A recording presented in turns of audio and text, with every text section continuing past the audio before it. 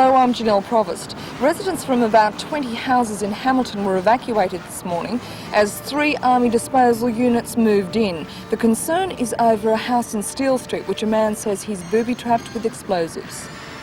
For all the news, join us tonight at 6.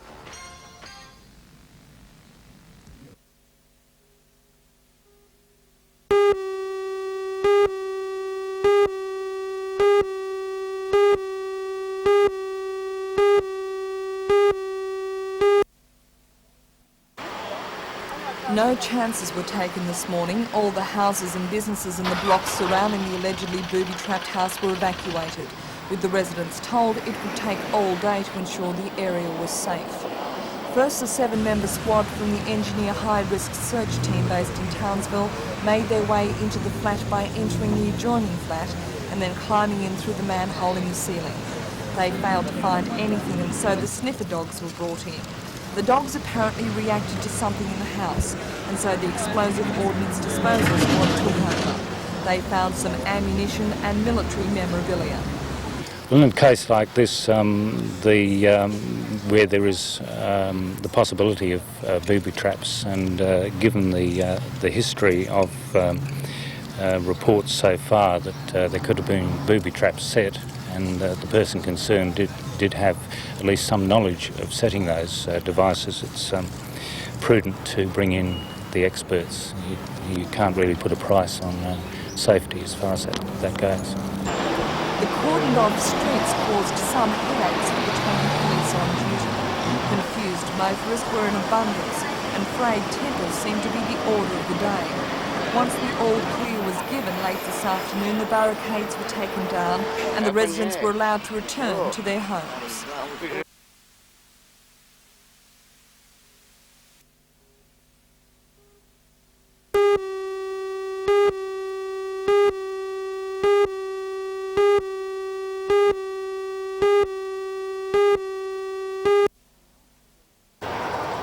In the last 2 weeks, a number of Newcastle and Lake Macquarie hire firms have been hit by people using bogus licences to take goods.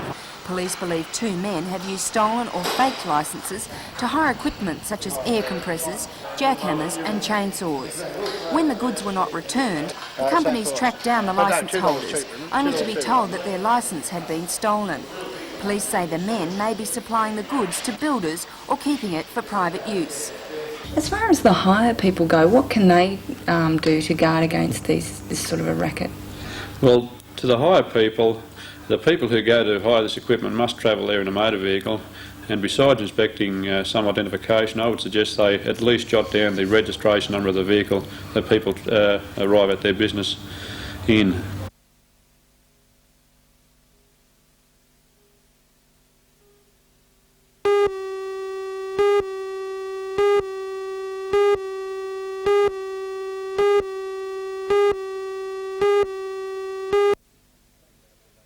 And that they do have the capabilities. David Sadler is team leader for this year's Work Skills contingent from the Hunter Valley. On Saturday, he and those competing in the first heat of the competition leave for South Australia. It's a chance for apprentices to prove themselves personally, and that they do have the capabilities and the skills to do a job with perfection and precision. Samantha Lumsden is a member of the team. A third-year apprentice at the Park Royal Hotel in Newcastle, she'll be up against the best young cooks in the land. Only one representative from each trade is going to Adelaide. They were selected through the regional work skills competition held last year. While some judges are keeping a close eye on the way Samantha slices, other officials will be scrutinising every line that Leith Dick puts down. Leith will represent the Hunter in engineering drawing, a career he's pursuing as a first-year apprentice. Each competitor in every division has exactly 22.5 hours over 3 days to complete a set task. Judges will concentrate on accuracy, presentation and skill. The tools range from pen and ink to trowel and cement. Robert Walsh is working towards the bricklaying title. All competitors must be under 23 years of age. The next international competition will be held in Sydney to coincide with the bicentenary, where teams from all over the world will vie for top honours. David Sadler is optimistic the Hunter will be included. The Newcastle region, or Hunter region, is producing apprentices that are up there with the best? They are, and I think that we're going to find that verified by the outcome of this competition. The competitors we have in 18 different trades.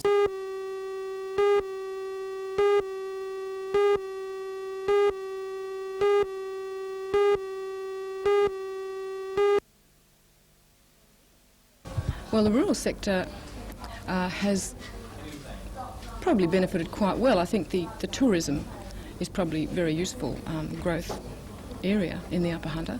One of our studies suggests that perhaps there should be a better study of tourism potential in forested and non-forested areas, and a closer look at the potential of managing the riverine corridors in the region. Certainly the Hunter River Corridor and many other riverine corridors are within national parks, and also areas that aren't particularly protected, and we'd like to see those looked at much more carefully, because the fact of life is that the number of people in the region is going to grow and grow and grow, and water quality is going to become more important, and our environment's going to become more important, our aesthetic environment for recreation and tourism, and we need to look to categorise that environment very carefully and manage it carefully for the demands that are going to be placed on it later on.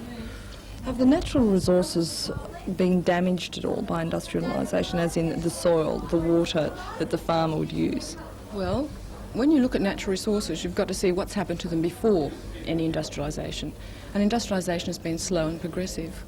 Certainly the agricultural usage of land has meant that there's been lots of soil erosion, lots of deterioration in the soil resource through clearance. The water quality problems in the region are essentially natural in that there are saline rocks within the region that produce very highly saline runoff, and that just happens to be in areas where they're mining, because they're mining in the Permian marine sediments where there's coal.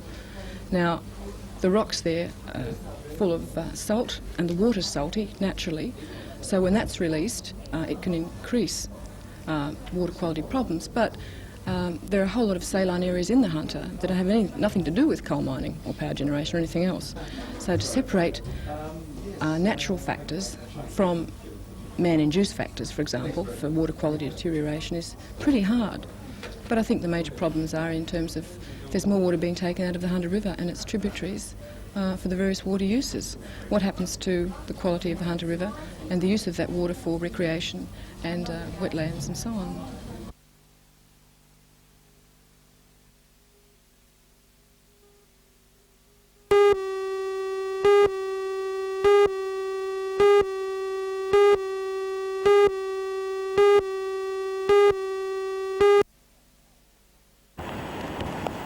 For some time, the Stockton Caravan Park has been falling into disrepair. This prompted Newcastle City Council to decide on a program of upgrading, designed to turn it into a high-quality tourist park. The park is to be closed and all vans removed by June the 30th to enable the work to commence. 17 of the caravans at Stockton are the homes of people who say they were told they could stay indefinitely. Now they have 3 weeks to leave. According to Newcastle Deputy Lord Mayor Don Geddes, the council is doing all it can for them, but the situation should never have arisen. I wasn't aware that there was any permanent caravanners there. The conditions of the council arrangements were that there shouldn't be anyone there for a period in excess of 3 months. So as far as the council is concerned, the buck stops at the lessee? Well, the lessee controlled the park. The lessee was responsible to the council. We had no negotiations with the tenants. So is the council considering any disciplinary action against the lessee? Well, that again is something that we'll have to contemplate in relation to the current disclosures. Rhonda Roebuck is one of the unlucky ones caught in the middle. She says she had to fill in forms and supply a photo of her van when she applied for permanent status 2 months ago.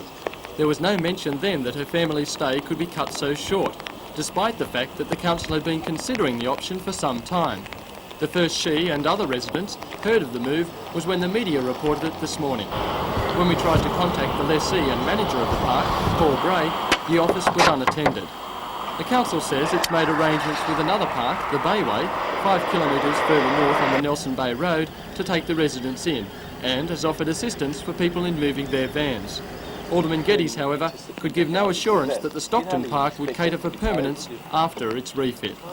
The park is definitely going to be used as a tourist caravan park.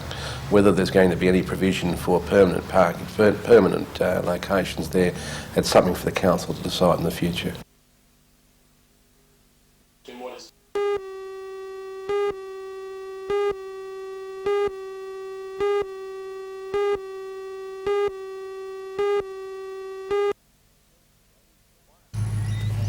Firemen were called to the blaze just after 8 o'clock this morning.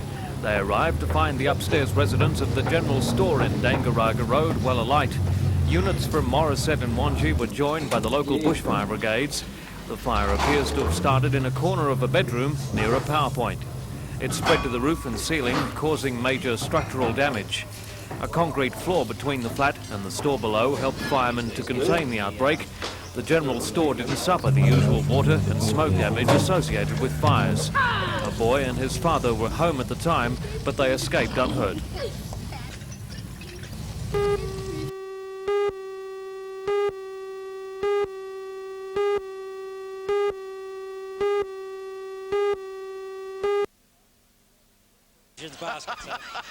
The Falcons created a record last night, a record of shame. They lost by 51 points, 133 to 82, a margin that is believed to be the biggest home team loss in national basketball history. Despite some easy handovers, the home team was right in it till the half-time break. They trailed by 8 points at 53 to 45, and against the unbeaten leader and great rival, the team they had pushed though to the limit in Wollongong just weeks back, that was pretty good. Then the half-time break. What was said in the room has still not been made public. But it should not have been angry words, as it was just a matter of the Falcons being more tidy and more positive with possession, and more hungry and tough in defence. Pretty much what the message has surely been all year.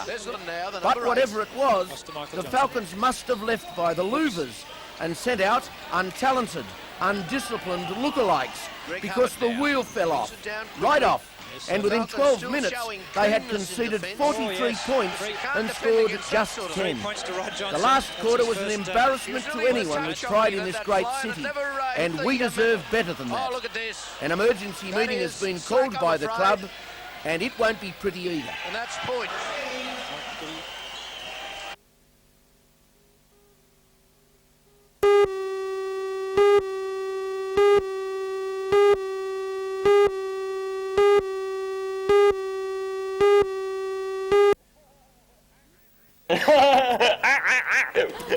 Hubert the Magician, known for his colourful performances, and David Whitson have scooped the Conjurer's Pool at the Genie's Magical Society convention. Out of 9 possible awards, in sections covering stage magic, close-ups and favourite quick tricks, the duo took out 5 trophies. I just go in for the fun of it, that's all. What are the judges looking for? What makes one magician better than another? I would say probably his entertainment ability for one, wouldn't it, David? Yes, yeah, and entertainment, presentation, and how well he did the magic trick. Yeah. Just how hard is it to be a magician and to be a good one? Well, I started off when I was 7, and when I was 11 I was taught by Rex Sinclair, a local Newcastle magician, so it helps if you've got someone as experienced as Rex to teach you. And is the secret lying in the flick of the wrist? Yes, and also in how you present the tricks. And I find something helpful is the Newcastle Society of Magicians. We get together and we're able to perfect our tricks in front of each other. Whoa. My goodness, didn't know I could do that. Where's she gone? Where's she gone? She's disappeared. Melinda! Melinda! Right.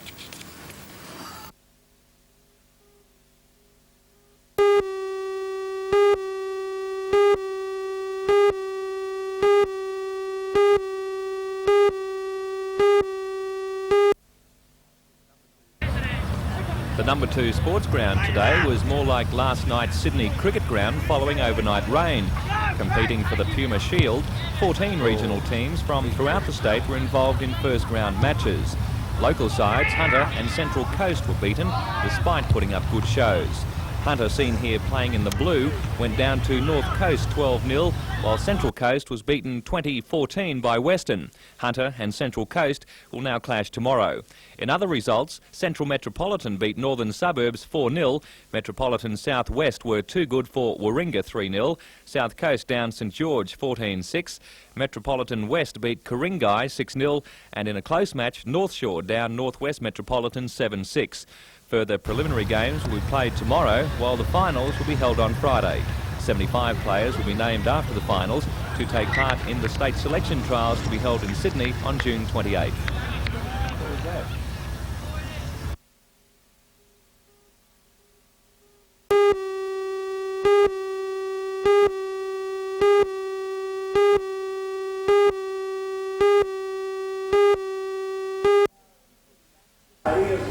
It was back to the basics of electioneering with Ian Sinclair today giving a speech from the back of the Ute in High Street, Maitland. The National Party leader obviously enjoys this chance to meet the people and preach his brand of down-home politics. Mr Sinclair also took the opportunity to fire a broadside at Prime Minister Bob Hawke for what he terms as his lack of the common touch. And when I saw him the other day with Kerry Packer and Alan Bond, and then with John Halfpenny, the former Communist Labor member, or rather he's now a Senate candidate in Victoria, I thought, well, really, that's the difference. In personal-to-person politicking, you're talking to people. While pressing the flesh was important, the real purpose of Mr Sinclair's visit was to help National Party candidate John Turner. Today the positions on the ballot paper were announced, with the Democrats capturing the important first place with their candidate Maureen Simpson. Next is the sitting member, Labor's Eric Fitzgibbon, then Liberal Party candidate Graham Dunkley, and finally the Nationals' John Turner. Mr Turner says his position on the ballot paper won't matter because he believes the 2.5 years he's been campaigning will pay off. He says the Conservatives will have the edge because this time the Liberals and the Nationals have made a pact to swap their second preferences. Ian Sinclair admits that the seat of Hunter is vital to the election, and he says if the Nationals can secure Hunter, we invest the our money and get a Conservatives better will return on win it, more the take-home election. pay. I think it is a bit of a litmus test of what's going to happen on July the 11th. I see the three major parties in a very interesting tussle, and I know our candidate John Turner has been in the electorate for a long while. He's been campaigning for a long while. His name is well known, and as a result, I think that there's little doubt if John Turner wins Hunter, then there will certainly be a change of government. Another sign of just how important the seat of Hunter is to the Nationals is that they're holding their conference in Cessnock this weekend. It'll be open tomorrow, and then on Sunday the Nationals will launch their policies.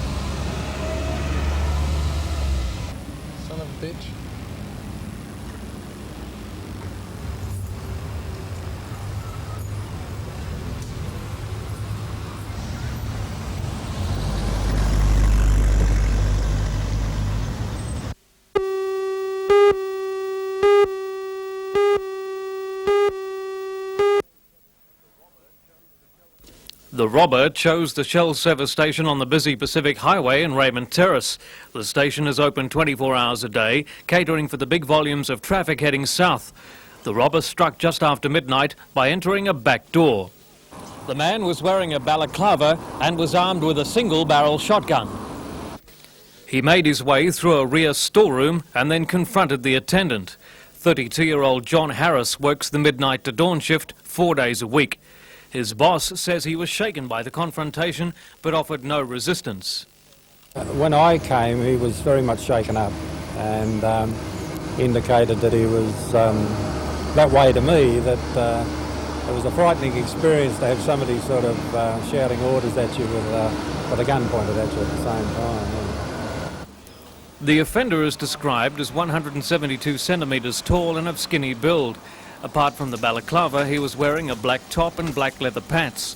The fact the man was wearing no shoes has prompted the belief that the robber was a local, with a good knowledge of the area. The station has been robbed once before. The very first night it decided to extend its operation to 24 hours.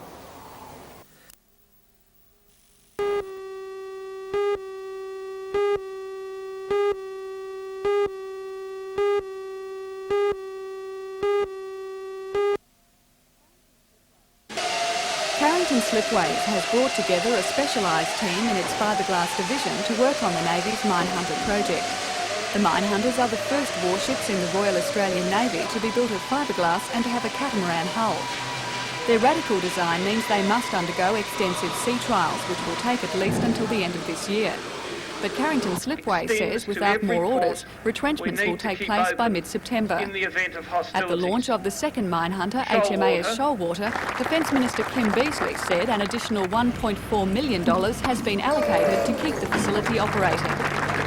We've decided to do it with the 1.4 million on top of the 1.5 we've already provided, because the capability that is being produced here is critical both to our own naval requirement and also the forerunner of a possibly very large export potential.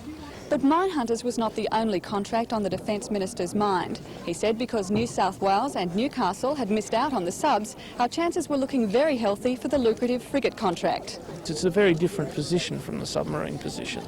We did not want to build a submarine under any circumstances in existing shipbuilding yards. It's a different productive process. But ships, we need to build in shipyards. The mere fact that we missed out on the subs, is that really a plus when it comes to the frigates? Well, I like to think of these things in strictly commercial terms, but I'd have to say, as a politician's guess, yes.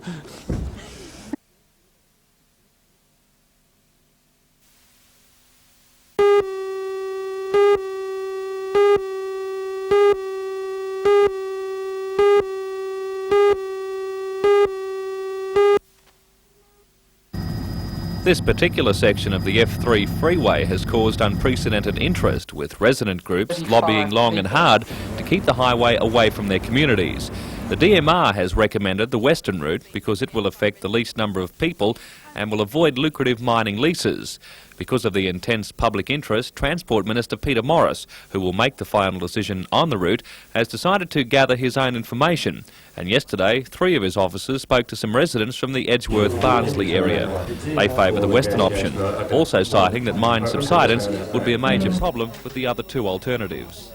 How important are the meetings with people from the Department of Transport?